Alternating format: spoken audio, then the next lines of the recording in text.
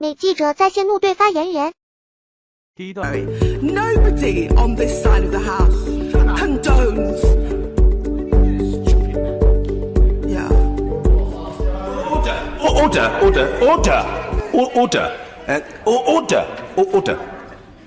Mr. Wallace, please. I respect your governmental responsibilities and the seriousness with which you take them, but I do appeal to you just to listen to the exchanges. You can always look wise, that's not very difficult for you, but it's best for you just to listen. And as to the order, as to the PPS sitting behind you, Mr. Hall, you're a junior member of the House, trying to come to terms with your responsibilities as a parliamentary private secretary.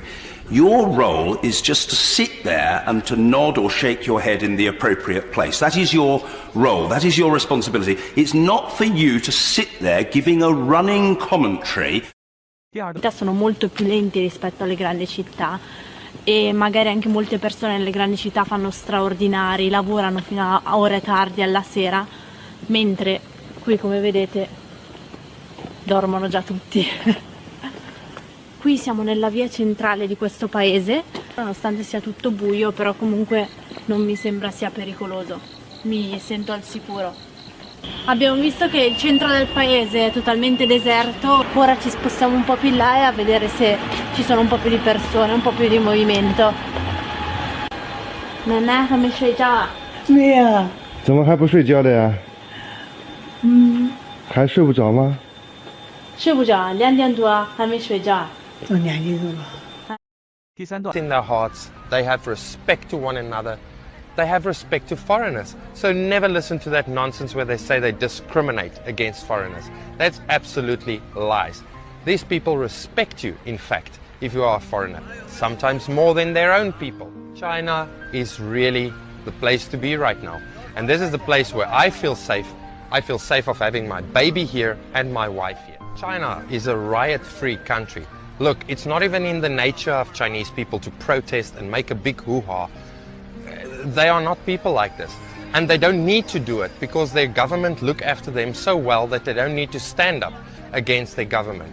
They are being looked after so bloody well over here in China. And that is something the rest of the world can only dream about. Here in China, there's peace on the streets. Again, because their government take care of them. 第四段。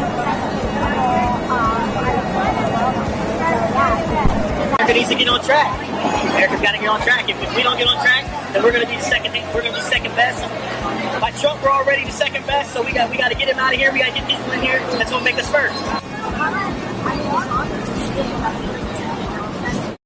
第五段。 Colossal military spending, wars of aggression, never-ending bombing campaigns and regime change wars, murder of millions of people and funding of terrorists by our ally, the United States, who in 2020 accounted for 39% of global military expenditure, while China's military spend was less than a third of that in 2020. While it is certainly true that China is playing catch-up militarily, it is fair to say that this is a response to very aggressive posturing by the US in particular. We have US warships in the South China Sea and countless US bases surround China on nearly every side. And it should be noted that there are no Chinese Navy ships in the Gulf of Mexico. This same China has not bombed anybody in the last 40 years. It was mentioned that China have multiplied their defence spend by 8 times in the last 20 years. But given that they have 4 times more people than the US, they are still only 1/3 of the US spend. And if you study what the Chinese are spending their money on, you would have to agree that their policy has been one of defence rather than offence. Thank you very much. This same China. 第六段。 简单的道理来区分，谁对谁错，说不清，各说各话。但对我们来说，太紧迫了，叫世界100年未遇之世界大变革。2点，一点是中国的经济总量超过了美国认收的极限。 他一般把这种极限定位在60%。当你的总量超过我的经济总量的60%，那就说明你要对我老大的地位构成威胁。无论你是英国，你还是日本，是兄弟还是对手都不行。心态可以理解，但这种想法有点不太合适。能不能超过你，关键在你自己，不在于别人。如果你做得好，你发展得好，别人永远超不过你。你自己做得不好，还不允许。For example, as Danny Haifong wrote recently, China has not been to war in more than 40 years, never conducts regime change operations, does not get involved in destabilization of other countries, and does not unilaterally impose sanctions as a form of economic bullying. What are you doing, China? Do you want to play with the big boys or not? And China, no lateral economic bullying? What? How else are you going to bend other nations to? Technology, and this is reality in China today. That was built in. Again, if you look at the high-speed rail network, you roll back by like 15 years, the longest, fastest, most extensive. They've got the technology, they've got the elements. China is the technological future of the world, as well as Australia. Which country do you think will lead us into the future of tech? Probably China. Chinese and. Majority of their huge population from poverty to the middle class, and mostly cornered the market in 5G and pharmaceuticals. Oh, and they bought Africa. Their new Silk Road initiative is the biggest infrastructure project in history, indebting not just that continent, but large parts of Asia, Europe, and the Middle East to the people who built their roads, bridges, and ports. If you want to go anywhere in the world these days. 여러분은 중국 하면 어떤 이미지가 떠오르세요? 우리가 빅데이터 분석을 해서 한국인들이 블로그나 트위터에 중국 하면 같이 나오는 단어들을 한번 분석해 봤습니다. 자, 이런 단어들인데요. 예, 보시다시피 뭐 다양성, 세계적 이런 화두들도 있지만 역시 짝퉁, 우려, 불법, 뭐 피해 이런 부정적인 단어들도 훨씬 더 많이 보입니다. 이런 농담이 있어요. 전 세계에서 미국 우습게 나라는 북한밖에 없고 중국 우습게 하는 나라는 한국밖에 없다고요. 대단하지 않습니까? 글로벌 G1, G2를 제일 우습게 하는 민족이다 뭐 이런 농담인데요. 사실 우리가 이 중국에 대해서 어떤 편견을 가지고 있지 않은가. 사실 대한민국이 중국보다 앞선 것은 지난 and now I think there's a lot more flexibility, and there really is a lot of energy now with lots of leading to innovation. Society, and it might not conform to your society wherever you might live. It might not be the American dream. It might not be the Swedish dream. It might not be the African dream, but it's the Chinese dream. And to think that you can do it better than they have done it for themselves. Hello. Hello. How am I? Yeah. To think that you can do it better, and forcefully you should do it better, and impose your idea of a perfect. Also makes people have a better life. When I first started to come to China, but also to study China, it was a very inward-looking country. So I think in the Netherlands we just need to get a lot more knowledge and information in China. I think China should be part of the curriculum in high schools, for instance. So looking at history, we need to not just look at Dutch and European history, but at Chinese history as well. What I notice is that if, especially millennials, young people, they don't know very much about China, but once they get into 第15段，是谁也挡不住。所以现在我们已经达到了接近美国经济总量的75%尽管我们人均 GDP 还相对比较低，但是经济总量已经起来。所以这个总量的问题啊，你从社会学角度还是从自然科学角度，当两个实体经济总量相符的时候，它必然会产生一定的冲击因为市场的问题，全球市场。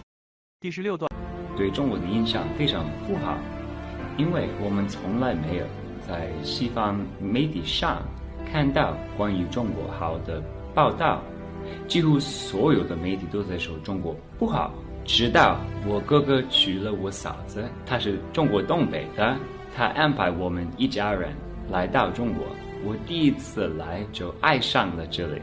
后来我搬来中国，到今年快5年了。我现在只要有机会，就会跟我的外国朋友说中国有多好，我也会拍一系列的视频。第17段 I think Chinese is just really interesting, and I decided I wanted to learn it. When I was little, I used to read lots of books about China, and I thought the history was really interesting, and I just thought it was really beautiful. Why am I still in China? I don't have a specific reason. I'm enjoying my life here, and I think China has a lot of opportunities, and I have some friends that I made here, and I don't quite want to leave them yet. Develop their economy. An economy of almost 1.5 billion people, one of the poorest places on this planet, is now the second economic power, and within a decade will likely overtake the United States in sheer output. This is an unbelievable achievement. It is a greater, more rapid economic development than any capitalist country has achieved by a lot. This year, for example, the Western press crows Chinese economic growth is only 6.2%. Yeah, the United States is 2%. So, and that's been the ratio, 2 to 3 to 1, which is why the gap is narrowing and they're catching up, because in a bad year, they grow 2 to 3 times faster than we do. Over 10,000 characters in the alphabet, you know this? 10,000 characters. We've got 26 in English. And there's still people going, what comes after Q? 20. Preserve the global system.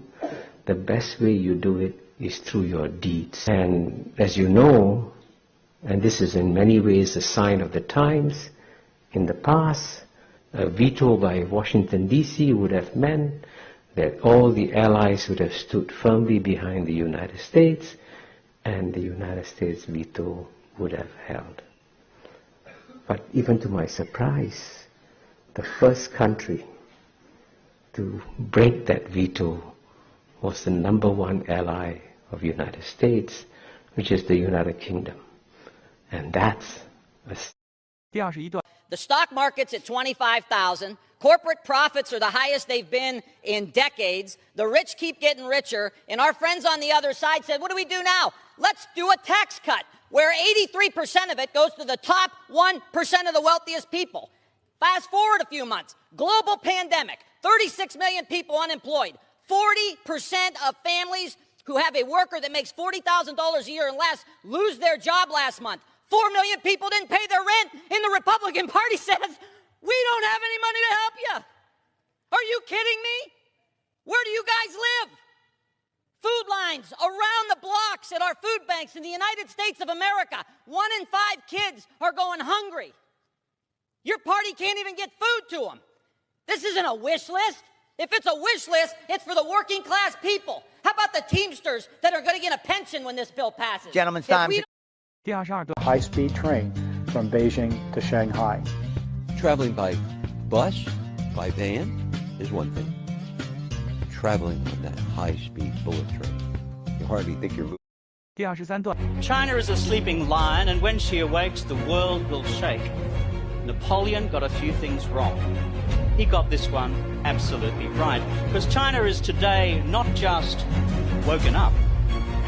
China has stood up, and China is on the march, and the question for us all is, where will China go, and how do we engage this giant of the 21st century? If you start looking at the numbers, they start to confront you in a big way. It's projected that China will become, by whichever measure, PPP, market exchange rates, the largest economy in the world over the course of the decade ahead.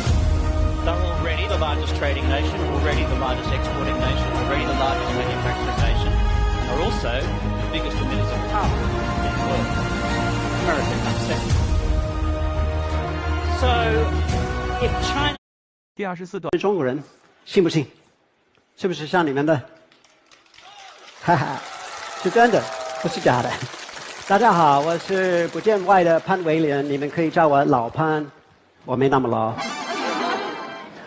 我曾是一家美国公司的老板，是大学的教授，越教越瘦。但我最喜欢的身份还是中国厦门人。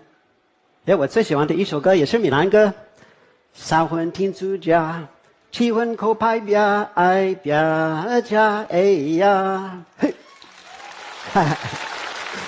！1988年，我和家人第一次来到厦门，住进了厦大的度假楼，却一点没有度假的感觉。但是大街上倒是挺热闹，南来北往的小贩不停地叫卖，山西陈醋、东北老酒、内蒙古羊肉串，1毛1串，买5串送1串。